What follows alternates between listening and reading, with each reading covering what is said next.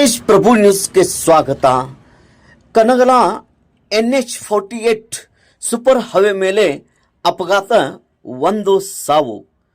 ಕನಗಲಾದ ನಿವಾಸಿಯಾದ ಅಪ್ಪ ಮಹಾಲಿಂಗ್ ಲಾಟ್ಕರ್, ವಯಸ್ಸು ಅಂದಾಜು 55, ಸ್ಕೂಟಿ ಮೇಲೆ ತನ್ನ ಅಕ್ಕ ಆದಂತಹ ಸುರೇಖಾ ಈತಳನ್ನು ತೆಗೆದುಕೊಂಡು ನಿಪ್ಪಾಣಿ ಕಡೆಯಿಂದ ಕನಗಲಾಗೆ ಬರುತ್ತಿರುವಾಗ ಕನಗಲಾದ ಕುಂಬಾರ್ ಪ್ಲಾಟ್ ಹಾಸ್ಟೆಲ್ ಹತ್ತಿರ ಸೂಪರ್ ಹೈವೇ NH-48 ಈ ಹೈವೇ ಮೇಲೆ ಅಪಘಾತ ಆಗಿರುತ್ತದೆ.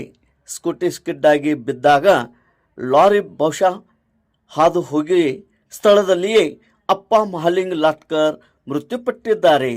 ಈ ಒಂದು ಕೇಸ್ ಸಂಕೇಶ್ವರ್ ಪೊಲೀಸ್ ಠಾಣೆಯಲ್ಲಿ ನೋಂದಾಗಿರುತ್ತದೆ. ತೇಜ್ ಪ್ರಭು ನ್ಯೂಸ್, ಕನಗಲ.